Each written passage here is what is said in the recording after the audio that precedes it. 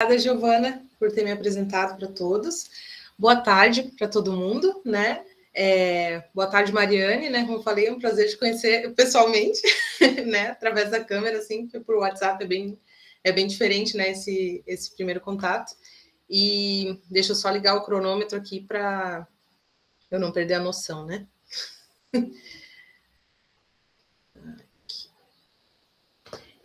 Então, gente, com muita alegria, assim, né, que eu venho fazer parte desse evento aqui com vocês, como palestrante. Eu venho a convite do Daniel Lula da Costa, né, que foi meu colega em algumas matérias muitos anos atrás, né, que atualmente é doutor em História.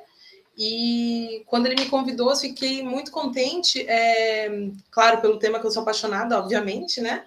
A gente é apaixonado pelo tema que a gente pesquisa, mas principalmente pelas características assim da proposta realmente, né? Do evento, como a Giovana colocou ali, essa questão de extensão, né, de poder dialogar vários setores da sociedade com o que é produzido dentro da universidade, né? Então, essa é uma bandeira que eu ergo bastante, que eu levanto bastante, então é com imenso prazer e com muita alegria que eu venho até vocês, né? Para contar aí um pouquinho sobre algumas reflexões, algumas leituras, alguns debates, e que tem aí também direta e indiretamente a ver com a minha pesquisa. Eu preparei um slide, na verdade, né, para poder dividir esse momento aqui com vocês. Então, eu vou colocar ele, depois eu tiro, que daí acho que fica mais interessante, assim, né, por questão do rosto e expressão facial, que é estranho nessa coisa online. Mas eu vou compartilhar aqui com vocês nesse primeiro momento, então, tá? Deixa eu só colocar aqui. Essa tacinha. Deixa eu ver. Vocês podem fazer assim. A Giovana, de repente, fazer assim quando tiver ok aqui. O ecrã inteiro ou uma janela, Giovana, tu lembra? Faz tempo que eu não uso o Meet.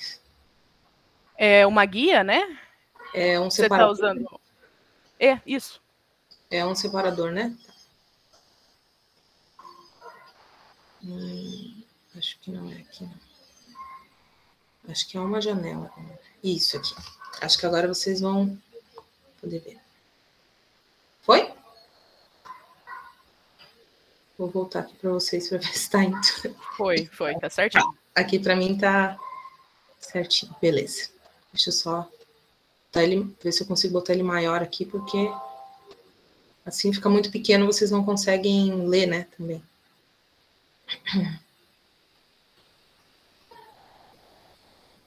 Assim ele tá tamanho maior?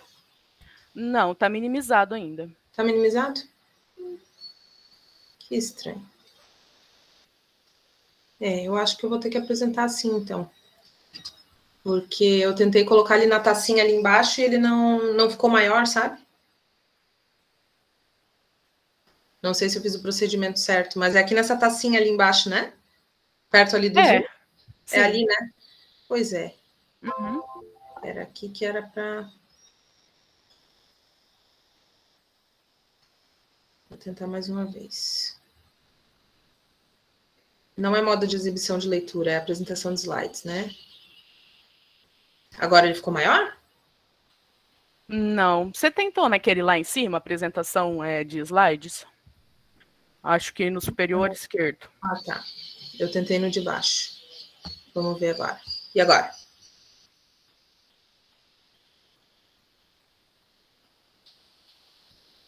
Que aqui para mim ele ficou ainda grande. Não?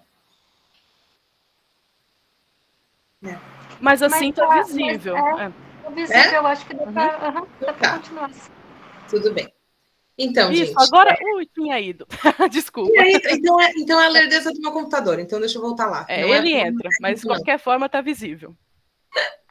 Então, é a lerdeza do computador mesmo, gente. Peço desculpas.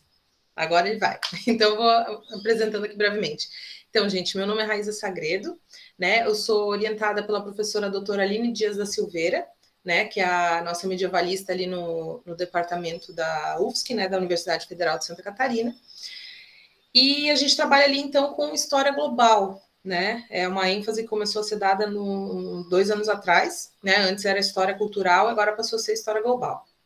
Eu sou membro do Meridiano, que é o núcleo interdisciplinar em estudos medievais, pertencente à UFSC.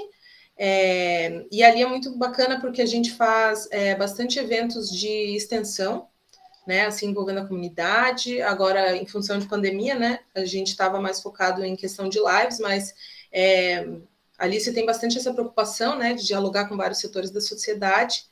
E é produzido muito material, né, assim, é um grupo, né, esse núcleo, eu gosto muito de fazer parte dele. E aqui ficam 2 convites, rapidamente, antes de eu começar propriamente a minha fala, né.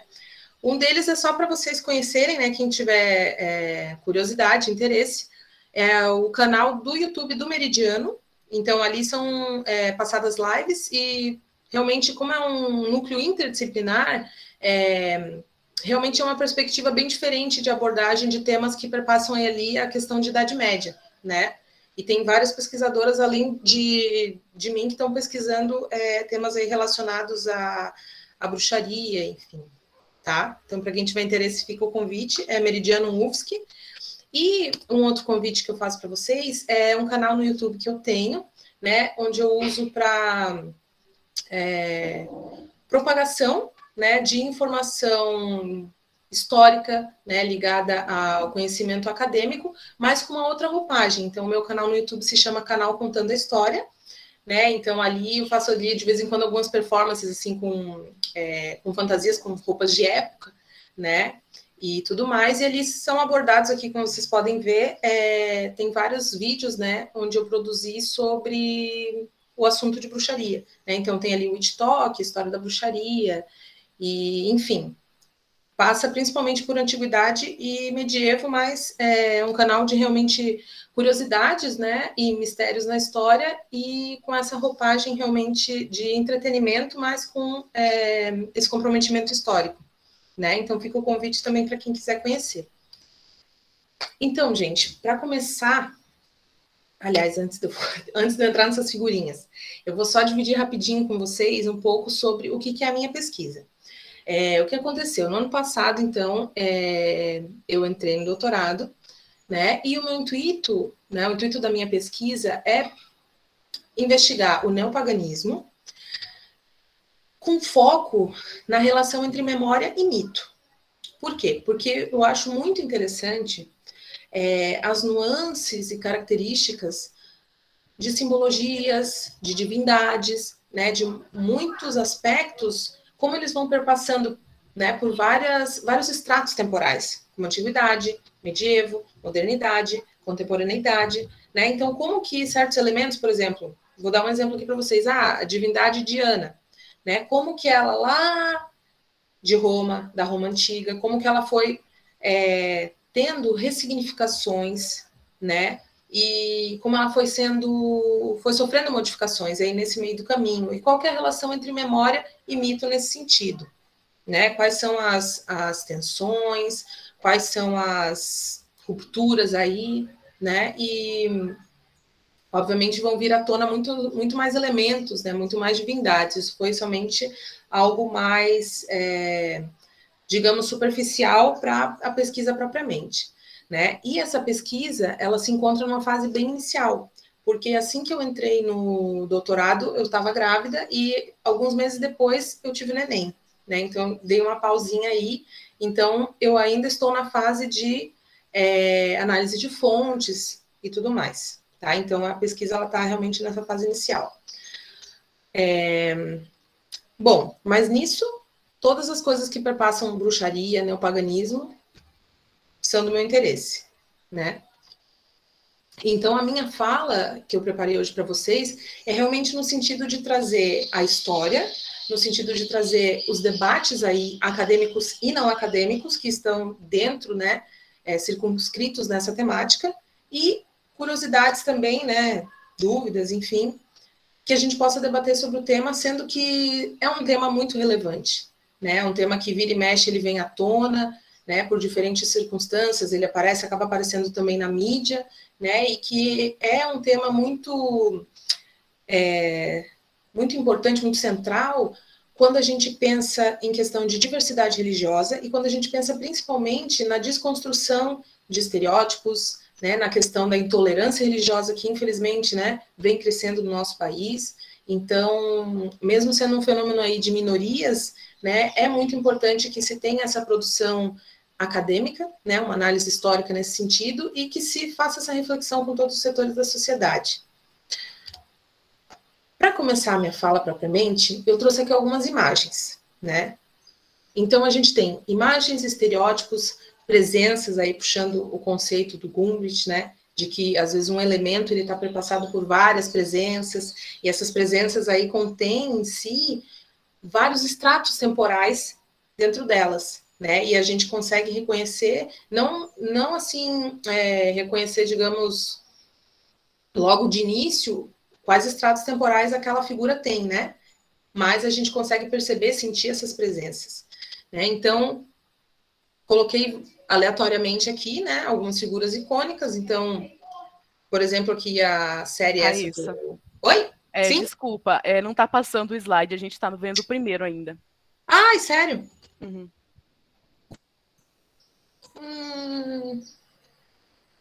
Peraí que eu vou colocar ele menorzinho. Agora ele diminuiu? Isso, agora a gente está vendo. Ah, agora sim? Então, beleza, obrigada. Obrigada por ter avisado. Que eu não estou visualizando aqui, vou até trocar... Agora que ficou menorzinho, eu consigo me ver. Antes eu não conseguia me ver. Obrigada, Giovana. Então, como eu estava falando, essa primeira imagem aqui é do Chilling Adventures of Sabrina, né? Da bruxa adolescente e tal. É um seriado da Netflix. E tem uma conhecida minha, a Sarah Schneider, que recentemente mesmo, né? Acabou de produzir aí uma pesquisa super interessante. Eu estou lendo ainda, não acabei de ler tudo, mas está bem legal, né? E ela faz uma análise de gênero com relação à série. Então, para quem se interessa, aqui vai até o título da pesquisa dela, tá? E saiu do forno agora, ela defendeu faz o quê? Não faz nem 2 meses. O título do trabalho dela é Somos as Descendentes de Todas as Donzelas, Mães e Anciãs, Construções de Gênero em Chilling Adventures of Sabrina. Bem interessante, lá na Universidade Federal de Pernambuco, acho que é isso. Outras imagens que estão aqui que eu coloquei para vocês também, só para suscitar realmente essas imagens, essas presenças, né? Filmes, seriados, né?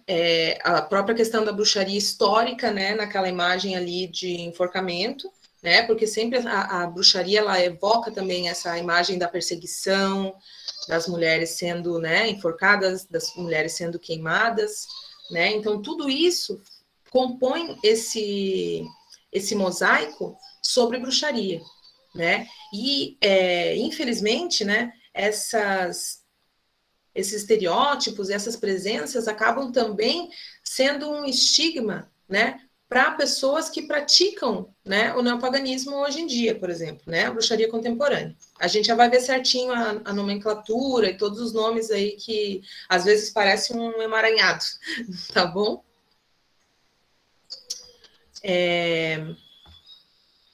Deixa eu passar o próximo aqui.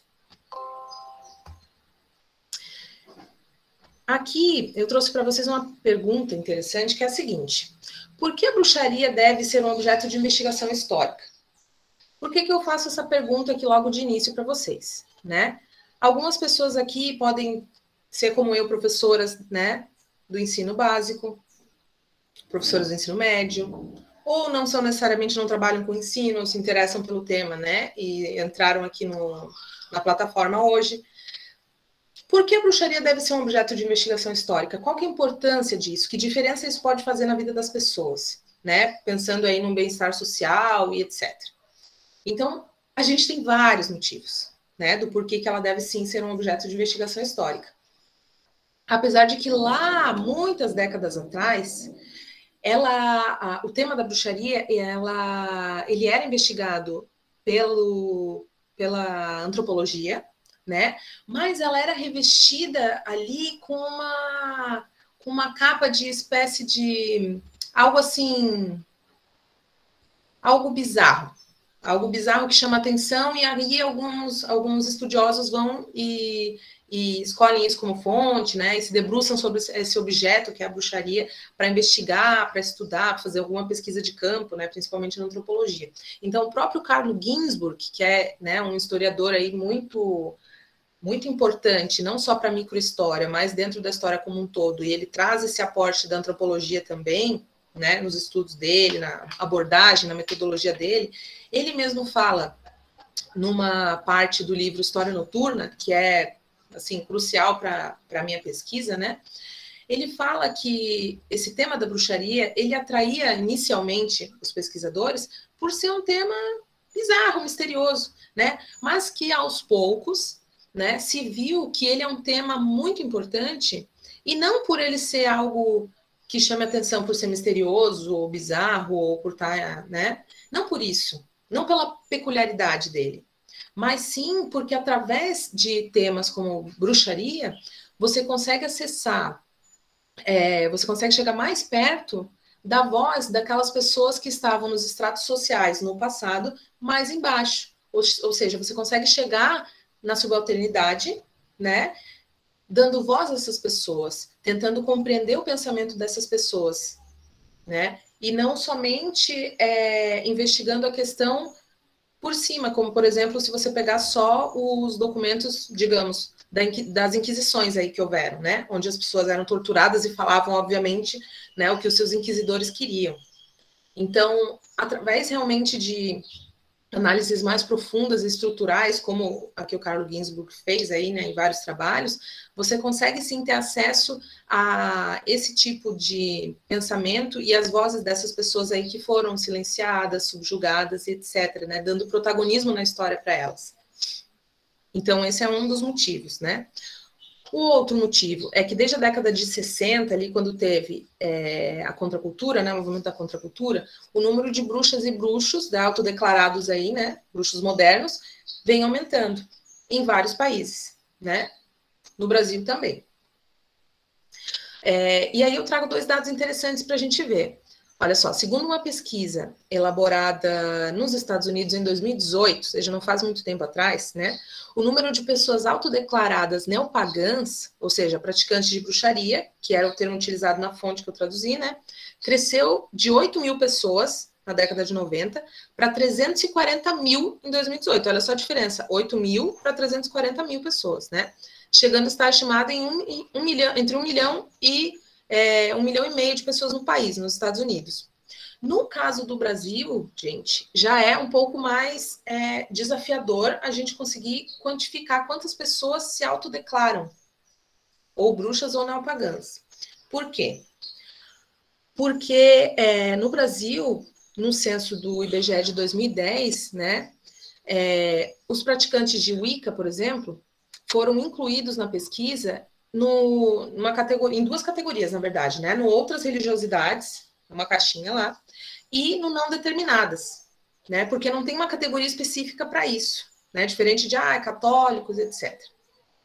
Então, elas foram distribuídas entre essas tradições esotéricas e outras religiões, ou religiosidade não determinada / mal definida, que também é outra categoria que tem lá, né? No caso, para a pessoa responder a pergunta. Né? Mas, mesmo sendo difícil a sua contabilização exata, né, em função desses termos colocados pelo IBGE, se percebe aí um crescimento nessas ramificações. E, além disso, além desse crescimento que já foi constatado nessa pesquisa do IBGE em 2010, a gente tem também, que daí eu vou deixar para a gente falar mais no final, porque envolve mais polêmicas e tal, né, para a gente poder dialogar, a gente tem também um fenômeno de que, com a mudança de horizonte de expectativa, se é que a gente pode falar assim, a questão toda da pandemia mexeu muito com o emocional, o psicológico, as expectativas das pessoas, os planejamentos das pessoas. Então, o que eu percebi, através da minha experiência e através de algumas leituras também, é que quando a gente pensa em questão de fenômeno religioso, né, sempre que existe um baque mundial, um impacto mundial muito grande, isso reverbera, obviamente, né, nas pessoas. E aconteceu, então, um fenômeno virtual em que as pessoas estão buscando, parece cada vez mais, né, se interessando cada vez mais em fenômenos relacionados à bruxaria, ocultismo, né? E aí dentro disso,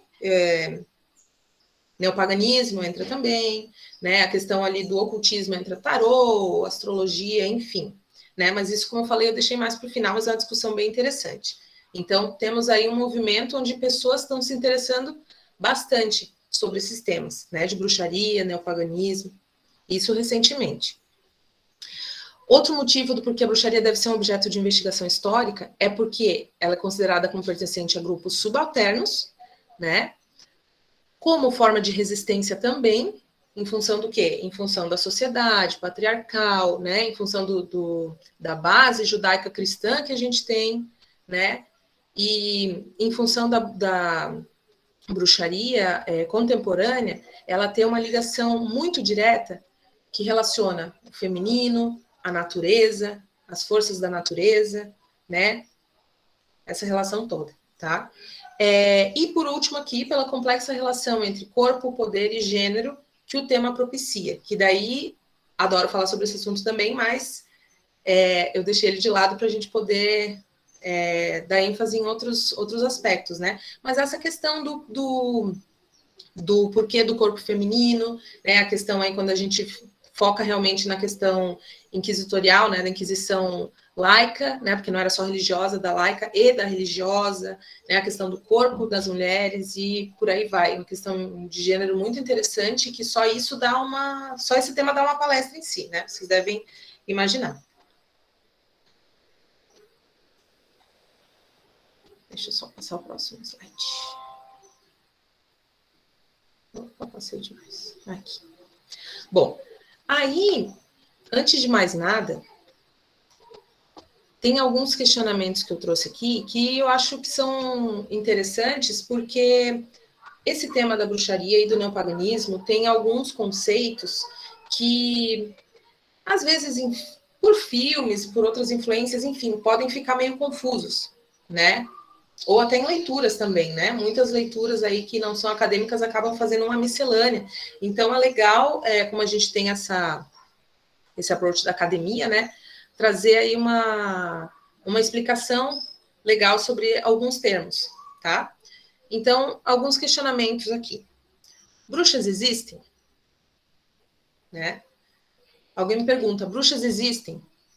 Bom, é uma pergunta tão curtinha, né? 2 palavras, e a resposta é bem complexa. Então, assim, a gente tem diversas áreas das ciências humanas que vão estar dando conta, né, de estudar a bruxaria como um fenômeno. Aí entra psicologia, né? Por quê? Porque a psicologia, por exemplo, vai dar conta de explicar muito do fenômeno da perseguição religiosa contra mulheres, né, na modernidade, né, ali na viradinha da Baixa Idade Média para a modernidade. A gente tem o próprio conceito da antropologia sobre isso, né? Desde os clássicos lá da antropologia, Malinowski e companhia, também se debruçaram sobre temas de feitiçaria, bruxaria, etc., né? A gente tem a questão da história, ou seja, bruxaria histórica. Então, sim, né? Dentro dessa ramificação toda, sim, as bruxas existem, mas é uma resposta muito mais complexa do que sim ou não, né? Porque não nos cabe julgar se existe malefício, se não existe malefício, se algo faz um poder na matéria ou não, né? Mas sim o fenômeno. E aí, depois, mais para frente, a gente já vai diferenciar 2 tipos de bruxaria que eu trouxe aqui para vocês, tá? Outra pergunta interessante. Curandeiro é igual que bruxo? Porque, geralmente, quando a gente vai ler coisas sobre bruxaria, aparece curandeirismo no meio. E aí a gente pensa, poxa, mas peraí, mas esse conceito, né, de bruxo, onde que usa, onde não usa, que contexto é? Então, assim, geralmente, o que acontece? Na maioria das culturas, o curandeiro, ele vai estar exercendo uma função de combater o malefício que o bruxo fez, né? Mas, assim, essas coisas não são regra, porque cada sociedade vai ter o seu funcionamento, né? Então, de modo geral, quando eu estou falando aqui, me referindo assim, bruxaria, o fenômeno da bruxaria, né? Eu estou me referindo a um fenômeno específico europeu, né? Quando a gente vai tratar, por exemplo, de um contexto africano, é diferente. De um contexto asiático, é diferente, né? O próprio Ginsburg trabalha um pouco isso, a questão do xamanismo e tal, né? Então, tudo isso vai ter as suas nomenclaturas, né? Claro que aqui eu não vou ficar falando uma por uma, né? A origem semântica e tal, porque senão fica muito cansativo, mas são conceitos bem específicos, tá? Então, curandeiro não é igual que bruxo. Outro questionamento, a bruxaria é igual em qualquer parte do mundo? Não, ela não é igual em qualquer parte do mundo. Então, o que a gente tem dentro do neopaganismo, o que seria? O neopaganismo seria um grande guarda-chuva que englobaria diversas vertentes, que são chamadas também tradições, né? E nisso, grande parte delas aí surgidas na década de 60, desse contexto contracultural, New Age, tal, que bebeu também do ocultismo, a gente já vai falar disso com mais calma, né, com mais detalhes, mas nem todas advêm disso também, né, ou seja, são diferentes os contextos, e esse fenômeno da bruxaria, ele vai adquirindo características diferentes conforme o lugar, né, então, por exemplo, se você pegar falando em termos aqui contemporâneos, né? Se você pega a bruxaria contemporânea no Brasil, você vai ver que ela tem uma formatação diferente da bruxaria chamada bruxaria moderna gardneriana, né? Fundada por Gardner, por exemplo, né? Que era em inglês. Então, ali, cada tipo de bruxaria vai pegando substratos diferentes que vão gerando formatações diferentes, né? Elas pegam muito dessa coisa local. Por isso que até a minha pesquisa, ela tem foco nesse conceito entre local e global, né, que um sociólogo criou, que é a glocalização, porque são aspectos globais que vão se misturar com aspectos locais, e não que necessariamente vá ter uma hierarquia entre eles, mas é outra discussão. Mas, enfim, esses elementos estão aí, né, realmente se mesclando, se entrelaçando, melhor dizendo, né, nesse entrelaçamento cultural. Outra pergunta. A bruxaria é um fenômeno característico da Idade Média? Não. Ah, como assim não? Porque parece, né, pelos filmes que a gente assiste, livros também, né, fica essa impressão de que é um fenômeno característico da Idade Média, de que foi na Idade Média que ocorreu, né, o pico de perseguição às bruxas, né, o pico da matança. Só que não foi assim. Na verdade, o que acontece?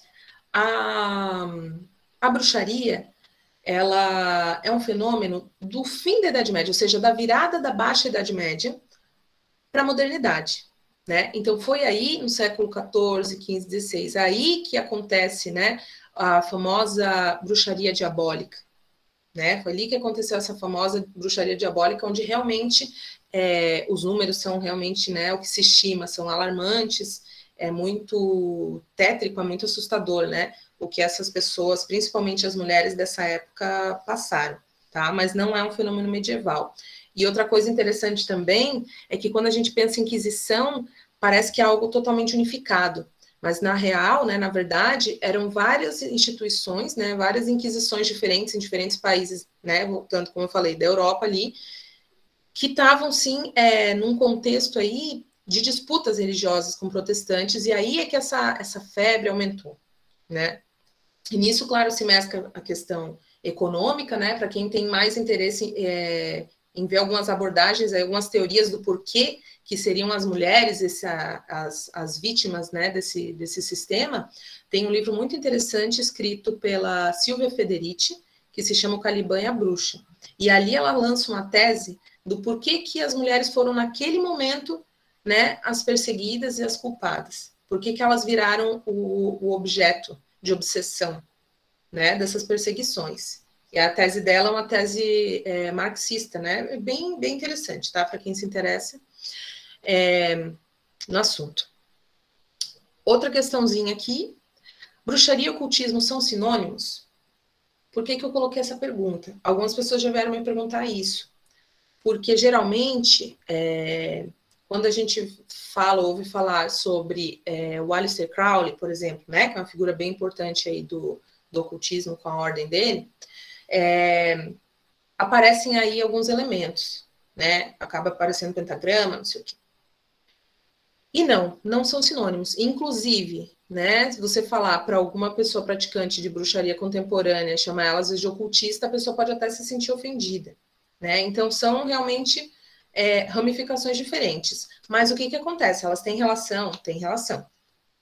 A bruxaria moderna e a bruxaria contemporânea, elas saíram, né, elas têm esse substrato do ocultismo, do contexto ocultista, que é o quê? O contexto ali da época vitoriana, né, que o Terzete Filho, que é um especialista aí no assunto, também chama de um contexto contracultural, né? Um contexto de contestação da ordem vigente, onde as pessoas fizeram uma busca aí por assuntos espirituais, né? Então, até questões relacionadas ao espiritismo, relacionadas a contato com mortos, né? Isso tudo o cinema explora bastante, é uma parte, né? Eu acho bem interessante essa parte da história, né?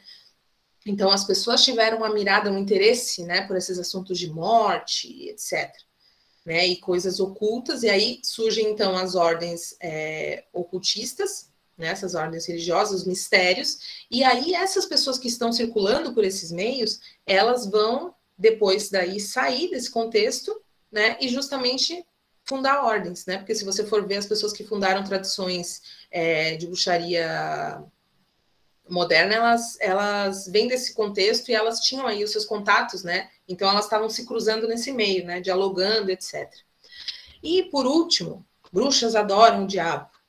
Não, né? O que aconteceu?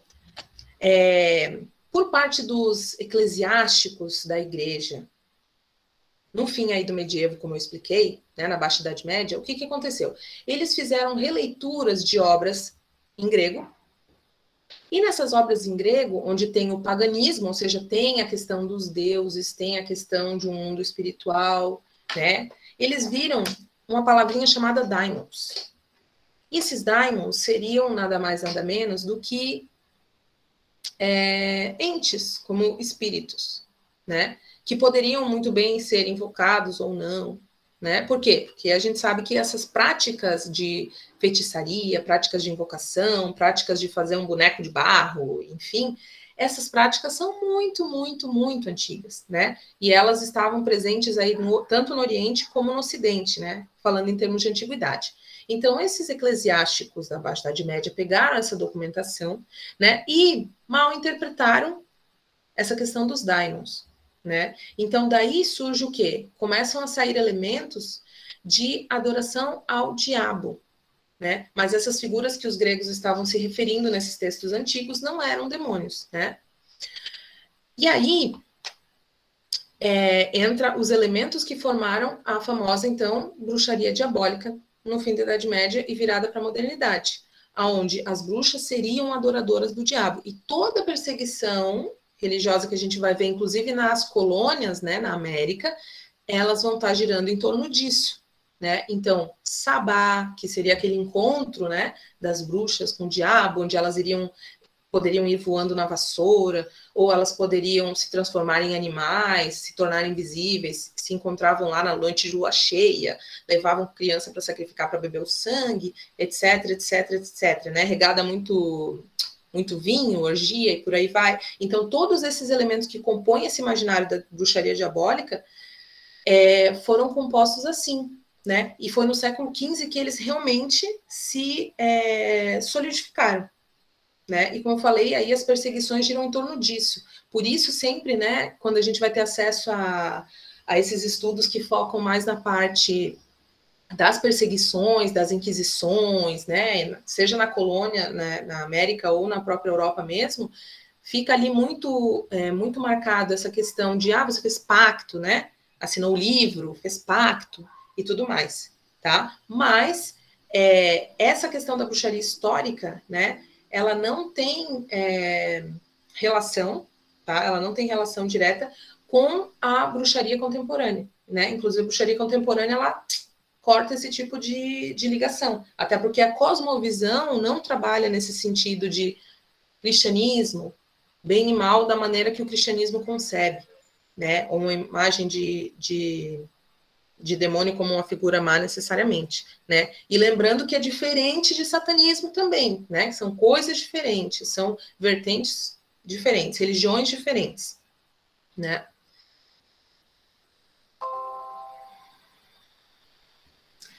Aí eu trouxe aqui para vocês as principais obras que fundamentaram a bruxaria contemporânea, né? Que a gente chama de bruxaria contemporânea. E essas fontes, curiosamente, são fontes que eu estou analisando na minha pesquisa também, tá? Claro que muitas obras, muitas mesmo, né, influenciaram de alguma forma essa formatação, né, da bruxaria contemporânea. Porém, passando um pente fino nelas, né, no que chegou até mim através de pesquisa, eu pude identificar e escolher, né, porque a gente tem que fazer um recorte, 4 delas como muito importantes, né, porque não dá para a gente abraçar o mundo, né, mas assim, deu para ver o protagonismo de 4 delas ali, né.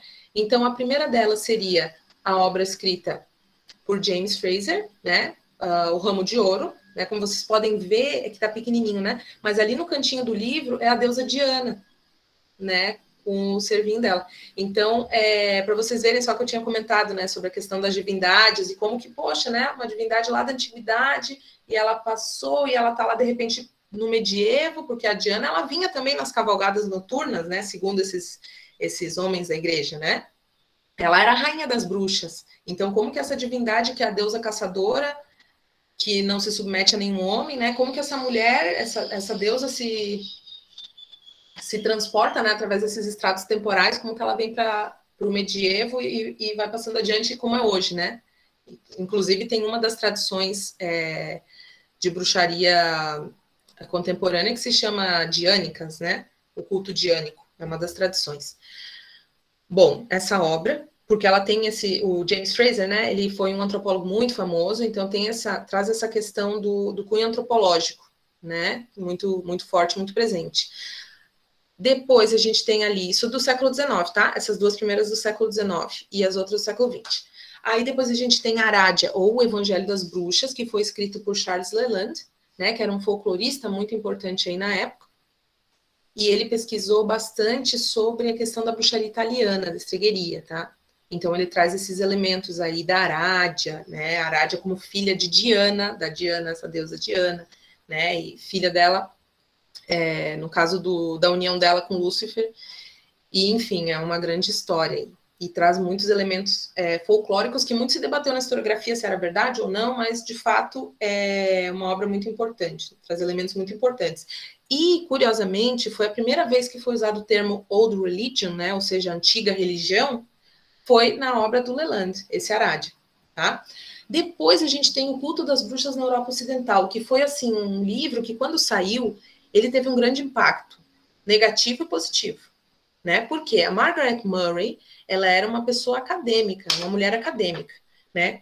Ela era egiptóloga, né? Trabalhava com isso, tinha muito renome, tinha prestígio, né, dentro da academia, mas depois que ela publicou a sua tese, né, ela publicou esse livro que é a tese dela, na verdade, do culto às bruxas da Europa Ocidental, ela teve muitas críticas, né, então a obra, assim, por parte da academia, a obra não foi recebida. Por quê? Porque a grande tese dessa mulher é a de que existiria um culto muito antigo, né, onde o feminino tinha um papel primordial, mas ela puxa ali da questão dos celtas, a questão da união entre o deus e a deusa, né? Ou seja, um culto agrário, né? Ligado aí ao meio rural, realmente, e que esse culto teria sobrevivido. Então, ela analisa, por exemplo,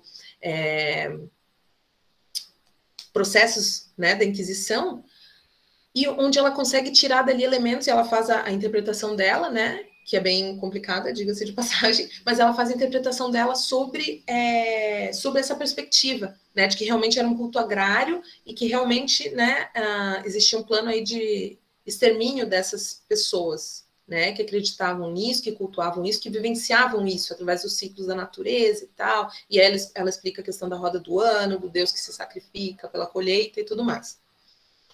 Isso tem um impacto fortíssimo porque vai, né, reverberar mais para frente em quem? No Gerald Gardner, né, que escreveu algumas obras, dentre elas A Bruxaria Hoje, né, considerada uma das mais importantes, e ela escreveu o prefácio do livro dele. Então, assim, eles circulavam no mesmo meio, né, eles estavam ali trocando ideias, né, muito da obra dele a gente vê reverberar na obra, muito da obra dela a gente vê reverberar na obra dele, né, na Bruxaria Hoje. E o Gardner é, então, o chamado pai da bruxaria, né? Então, esse senhorzinho, depois eu vou mostrar a foto dele para vocês verem, que é legal a gente ver a foto, o rosto da pessoa, assim, né? Realmente dá rosto para as pessoas quando a gente está falando delas. Eu trouxe uma fotinha aí de cada um deles para vocês. Mas o Gardner é, então, esse senhorzinho que foi responsável por formatar a Wicca, a famosa Wicca, né? Então, a partir dessa formatação, né, várias outras ramificações surgem. Por quê? Porque nem todo mundo que acaba entrando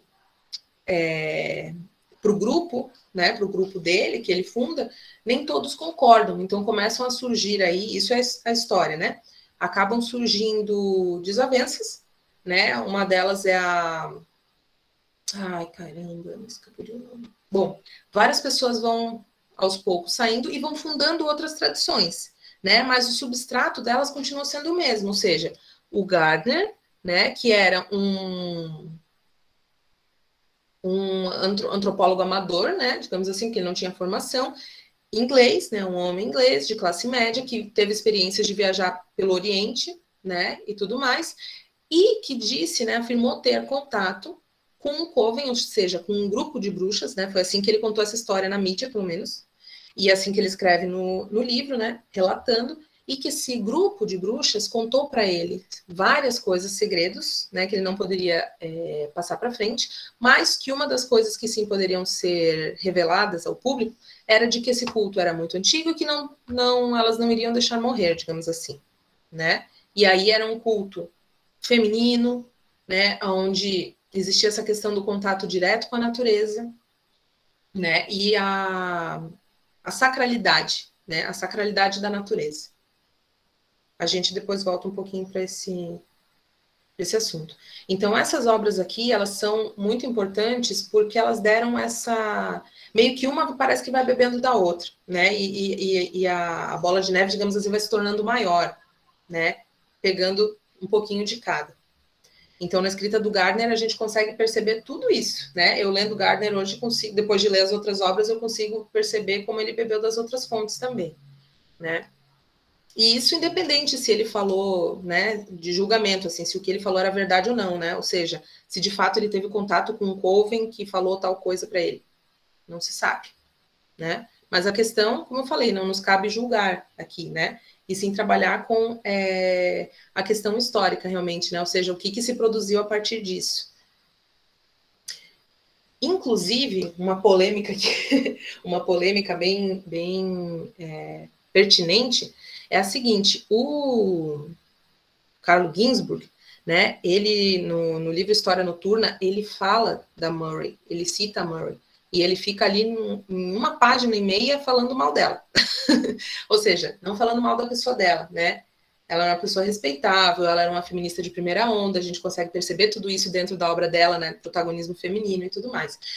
Mas, assim, falando mal do trabalho dela, né, com relação a erros de interpretação historiográfica que ela cometeu, né, quando ela fez essas análises e essas interpretações. Mas uma coisa que ele traz e que é muito bacana é a seguinte, né, palavras do Ginzburg aqui que eu estou lembrando e trazendo, não é ao pé da letra, mas foi ele que disse, que tanto faz se esse culto era uma antiga religião, porque ela traz isso do Leland, né, se era uma antiga religião ou não, né.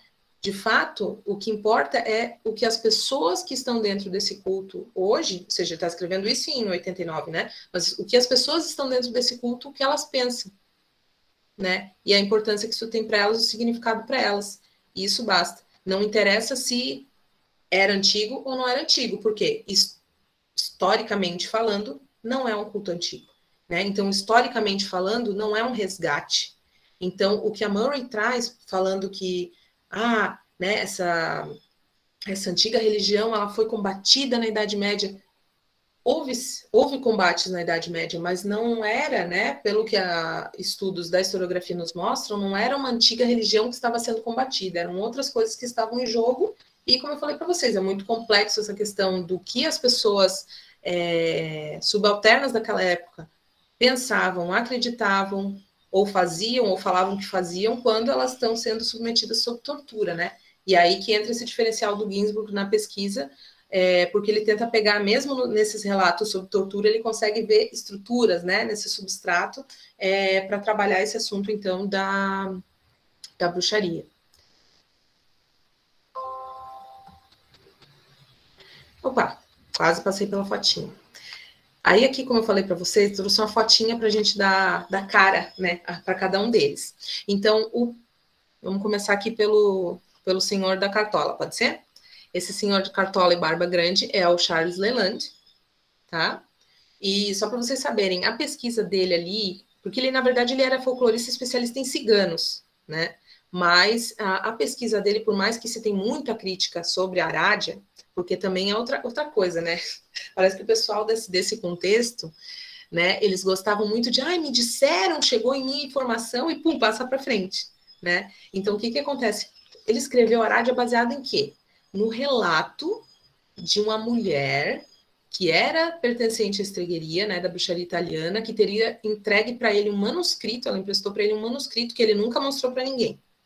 E nesse manuscrito estava escrito toda a história da Arádia, aquela filha da Diana com Lúcifer e tarará, tarará, e encantamentos, né, e tudo mais, que tem, né, que estão presentes no livro. O livro é de bem fácil acesso, tá? Um livro fininho assim. Então, esse é o Charles Leland. E embaixo dele aqui a gente tem o Gerald Gardner, né, conhecido então como o pai da bruxaria moderna, tá? Esse senhorzinho aqui. Aqui acima, aqui na diagonal, aqui no meio, essa senhora mais baixinha com esse avental branco que vocês estão vendo é a egiptóloga Margaret Murray, né? Tá ali analisando uma múmia. E aqui no cantinho direito a gente tem o James Fraser, o antropólogo, né? Sendo que hoje em dia ele já não que está banido, não essa palavra, está em desuso, digamos assim, né? Porque tem bastante questões aí problemáticas na escrita dele, enfim. É uma boa. Cancelado. Tá bom? Mas ele teve ali o impacto, né? A questão do estudo dele ali das divindades e toda a problemática que ele coloca no ramo de ouro. Bom, e aí eu trouxe aqui rapidamente para vocês só um pequeno parágrafo aqui, né? Que é o que é o neopaganismo. Ou seja, se eu tiver que descrever em poucas palavras o que é o neopaganismo, como é que eu consigo falar isso para vocês? Então, eu trouxe aqui um trechinho desse livro, que até quem se interessa pelo assunto, fica a dica, é um livro muito escrito por especialistas, mas ele não é aquela coisa pesada de ler, tá? É História da Bruxaria, do Jeffrey Russell e do Brooks Alexander. Tá bom? Então, aqui ele vai trazendo desde os primórdios, né? Chega na contemporaneidade, né? Nas tradições mais novas. E tem uma listagem aí no fim do livro também bem interessante, né? Para quem pesquisa ou quer pesquisar, né? Tem vontade de pesquisar o assunto. E então, dali desse livro, eu trouxe essa definição aqui que eu achei muito legal. Então, o neopaganismo é um fenômeno mágico religioso, né? Parte de uma série de movimentos que, através dessas categorias, ou seja, magia e religião, né, buscam a reconexão entre o ser e o espaço, né, com ênfase, como eu tinha comentado com vocês, na questão da sacralidade da natureza, tá? Esse fenômeno religioso abarca várias vertentes, que são chamadas tradições, né? Então, a Gardneriana, por exemplo, que foi fundada pelo Gardner, é uma tradição, né? Foi, digamos, a primeira tradição. A partir dele vão ter outras tradições, né? E propõe uma cosmovisão que integra ser humano e natureza através de uma mitologia de sociedades antigas, buscando, sem necessariamente ter exatidão histórica, como eu comentei com vocês, a questão da Murray, né? Ou seja, é antigo, é resgate de alguma coisa? Provavelmente não, ou seja, pela historiografia não é resgate, né? Fazer uma reconstrução de religiosidades pré-cristãs, só que aí nisso vários elementos se mesclam, né? Porque aqui, por exemplo, como eu comentei com vocês, no Brasil, se a gente for ver, né, o paganismo contemporâneo, acaba mesclando, por exemplo, muitas vezes orixás, né, elementos que não são europeus, né, e fica um entrelaçamento super interessante, por sinal. Sendo assim, postula que a bruxaria seria uma religião antiga, sobrevivente da violência do cristianismo e da opressão patriarcal, argumento este sustentado nas obras de Gerald Gardner e Margaret Murray, e refutado por uma gama enorme de especialistas, como o próprio Carlo Ginzburg, né? O prefixo neo é, então, utilizado para caracterizar essas religiosidades, pois foram formadas a partir da década de 60. Então, quando a gente tem ali na década de 60 o movimento da nova era, né, o New Age, que, né, demorou um pouquinho para vir para o Brasil, mas veio, né, então reverberou muito forte nessa questão de desconstrução de certos valores sociais e uma mudança de paradigma, né, querendo ou não, ou seja, muitas pessoas começaram a pensar no Ocidente, né, pensando nesse ponto de vista ocidental, nessa parte do mundo espiritual, né?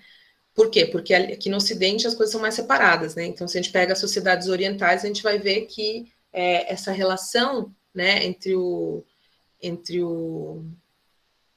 o material e o imaterial, né? Entre o humano e o sobre-humano é uma relação diferente, é construído de maneira diferente, né? E pontos principais aí, então, do neopaganismo seriam envolver a crença em diversos deuses, ou seja, o politeísmo, né? E aí isso vai mudando conforme a tradição. Então, por exemplo, a tradição lá da Escandinávia, né? Então, ela vai ter foco, não vai ter foco no Dioniso, ela vai ter foco nas divindades, né? Que perpetuam aquela cultura ali, né? Então, vai ter as divindades nórdicas, né? Que eram cultuadas pelos vikings na Idade Média, ali no século XI, por aí, tá? Outra coisa, a noção de que todas as coisas possuem alma, ou seja, o animismo, e a ideia de reencarnação de alma ou a ideia de alma, tá? Então, são pontos comuns nesse grande guarda-chuva, como eu falei antes, que é o neopaganismo, tá? E aí, por exemplo, a gente tem Asatru, Wicca, druidismo, reconstrucionismo céltico, quemetismo, né, que remonta aí às divindades do Egito Antigo, e por aí vai. Helenismo, né, com os deuses gregos, tem também para os romanos, e a gama realmente de vertentes é muito grande. É um prato cheio para quem gosta dessas temáticas, né? Outra coisa importante aqui, que é legal a gente salientar, né, assim, eu não me sentiria bem em ter essa conversa, né, com vocês e não tratar um pouco sobre essa distinção aqui, né, de conceitos, que seria... Opa, a tela ficou preta. Vocês conseguem ver? Ah, tá. Sim, sim. É que a minha tela ficou toda preta, que eu pensei que tinha caído alguma coisa. Já fiquei apavorada. Assim, a internet. Bom, esses conceitos são o quê? Magia, feitiçaria e bruxaria, né? Que, novamente, quando a gente fala sobre esses assuntos, a quantidade de material que é produzido é enorme, né? Porque, obviamente, não é um tema exclusivo da Academia das Ciências Humanas, né? Então, a gente tem muito mais material sendo produzido fora da academia e, muitas vezes, esses conceitos acabam aí virando uma miscelânea. Mas é interessante a gente separar, né? Ver cada um deles certinho. Então, os termos são magia, feitiçaria e bruxaria. E dentro de bruxaria, eu já vou fazer aqui uma separação para vocês. Então, a feitiçaria... né? Sendo que, assim, às vezes é um pouco tênue dividir as coisas, né? Mas vamos lá. O termo feitiçaria viria do latim factitius, né? Que é artificial, fictício. Sendo que um conjunto de crenças e práticas mágicas no mundo rural europeu relacionadas frequentemente com a adivinhação do futuro, necromancia, controle climático, curandeirismo, artes amorosas, né? E está mais relacionado a termos práticos, a manipulação para alterar a realidade, né? Inclusive, gente, na antiguidade, essa distinção entre feitiçaria e magia ela é muito marcada, tá? Ela é bem marcada mesmo. Tipo assim, não sei se vocês já leram uma obra que se chama Apulei, o Asno de Ouro, né? E, assim, na antiguidade, né? E ela mostra como, ou seja, a moral da história desse livro, né? Mostra que quando você não tem conhecimento para fazer magia, não faça. Fica com a feitiçaria, como se fosse uma coisa assim do povo, né? Então tem uma distinção aí social entre isso, né? De uma mais relacionada com o mundo erudito e a outra não, tá? E magia seria essa parte, né? Dessa crença de que é possível alterar a realidade, né? Através de atos simbólicos e mais relacionada, assim, com a consciência de que tudo está conectado. O macrocosmos, o microcosmos, os elementos, o equilíbrio, a ordem das coisas, né? Então, por exemplo, eu botei aqui a alta magia, tá? Então, são distinções, assim, que é meio complicado brevemente distinguir, mas são categorias diferentes. Tá? A alta magia seria aquela coisa mais cerimonial, né? Mais complexa, que envolve mais hierarquia, que envolve mais estudo, digamos assim, né? E, por fim, o termo bruxaria. Então, a bruxaria, que eu escrevi aqui para vocês, que ela tem raízes em um imaginário criado, como eu falei, a partir da Idade Média central, né? Onde começaram a vir os elementos e se consolidam na Baixa Idade Média, incluindo sobre as práticas mágicas e a feitiçaria, cujos membros, que seriam as bruxas, seriam participantes de uma seita coletiva e herética, né? Ou seja, combativa, para adorar Satã, por meio de um pacto diabólico em uma reunião especial, noturna, geralmente em lua cheia, chamada de Sabá, tá? Então, ela tem raízes nesse imaginário, tá?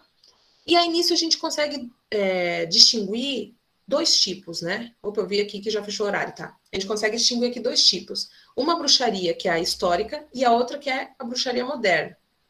Então, a bruxaria histórica seria essa aqui, tá? Que é a witchcraft, realmente, do fim da Idade Média, tá? Essa crença de que algumas pessoas teriam um pacto com o diabo, né? E que a igreja começou a perseguir, e depois, né, setores laicos da sociedade também passaram, por questões políticas, obviamente, né, e até econômicas também, passaram também a fazer essas perseguições, tá? Então, essas pessoas, né, dentro dessa bruxaria histórica, elas foram denominadas bruxas. Alguns homens também, né? Mas a maioria mulheres, como a gente sabe. E essa parte da história, né, é o que? A demonização do outro, né? E a outra parte seria a bruxaria moderna, né? Um fenômeno também europeu como o outro, só que do século XX, que ressignificou o que a Inquisição chamou de bruxaria, para recriar o quê? Um antigo culto pagão da fertilidade, como fez a Murray, como fez o Gardner, né? E que não tinha relação nenhuma, como eu falei, com o diabo ou cristianismo, tá? Aqui, eu vou passar bem rapidinho para chegar onde eu quero, sem muitas delongas. O tema da bruxaria na historiografia eu vou até passar para frente esse, porque não vai dar tempo. Mas só aqui para eu encerrar, a gente tem uma breve linha do tempo que eu separei aqui para vocês, que é para explicar assim, ó. A gente tem no início, então, práticas mágicas e feitiçaria na antiguidade, como eu falei, bonecos de barro, né? Isso aí muito comum no Oriente, no Ocidente, Egito, Grécia, Roma, né? A arqueologia nos mostra o quanto que essas práticas, né, eram muito abundantes, tá? Depois a gente passa a ter a perseguição contra a bruxaria diabólica no século XIV ao XVI, né? Então bem específico. Depois, na Idade Moderna, a gente passa a ter a perseguição religiosa e laica na Europa e na América, né? E aí a gente passa dessa fase para outra, que é a do racionalismo, do iluminismo, a gente passa a ter um declínio da bruxaria em meados do século XVII.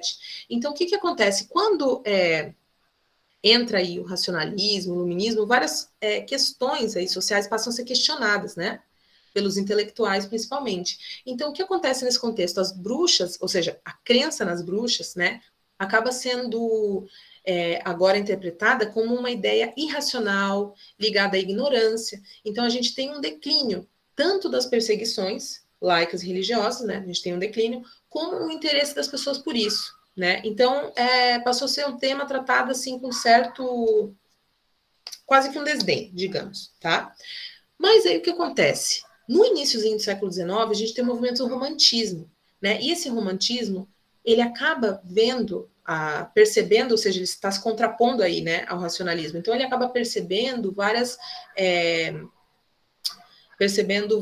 nuances nessa sociedade que o racionalismo está querendo botar para baixo do tapete. O romantismo, ele traz à tona, né? Ou seja, ele tem esse olhar diferente, né, mais sensível e tudo mais. Então, com o romantismo, a gente tem as bruxas que passam agora não a ser uma crença ridicularizada como anteriormente, né, como no racionalismo, mas a gente consegue ver elas, através do olhar desses intelectuais, como mulheres que foram injustiçadas e até mesmo que foram revolucionárias, eu botei entre aspas mesmo, tá? Mas que foram até revolucionárias dentro desse contexto. Por quê? Porque elas estavam se colocando contra a ordem, porque elas estavam se colocando contra o cristianismo, porque elas eram mulheres, né? Elas estavam se colocando contra o patriarcado, tá, tudo mais. Claro, como eu falei, não tem exatidão histórica em muita coisa, né? Ou seja, são muitas releituras, né? O romantismo, né? Uma visão romântica da coisa, né? Então, a gente tem principalmente um historiador chamado Gilles Michelet, onde ele tem uma obra chamada A Feiticeira, né? Onde ele coloca realmente que essas mulheres acusadas de bruxaria são mártires, que elas estavam defendendo uma sociedade melhor. Então, olha só a guinada, eu ia falar volta 360, mas não, volta 180, né? Para essa questão, né, das bruxas.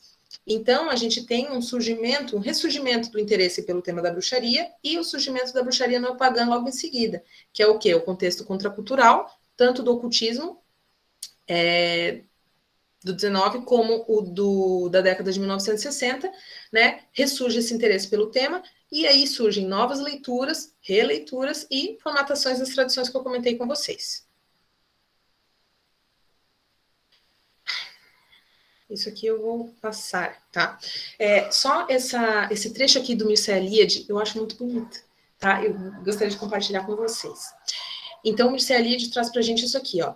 É por isso que acreditamos que a história das religiões está destinada a desempenhar um papel importante na vida cultural contemporânea, porque ao tentar compreender as situações existenciais expressas pelos documentos que estuda, o historiador das religiões atingirá inevitavelmente um conhecimento mais profundo do homem.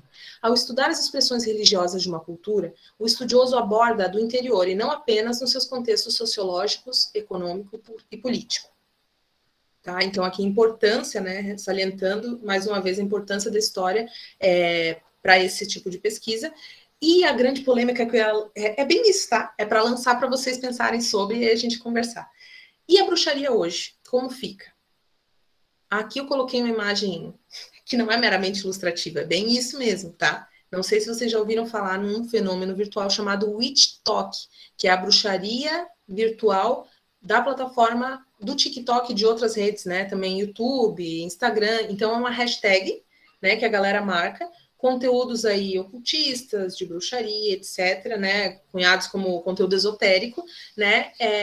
E marcaram, porque ficou bem... explodiu, né, na verdade, na pandemia. Então, o que acontece é que sobre essa hashtag WitchTalk, né, acabou se aglomerando, acho que essa é a melhor palavra, acabaram se aglomerando várias, não só vertentes, mas vários elementos. E várias vertentes religiosas também, e não só neopagãs, mas outras, inclusive, às vezes, afro-brasileiras, né? Isso eu não tenho TikTok, mas eu tenho uma amiga que produz conteúdo para, né, virtual, de história, ela é historiadora, e ela usa a hashtag WitchTalk, e ela estava comentando comigo aí recentemente numa live sobre essas tretas, né, desse mundo virtual que reverberam aí, né.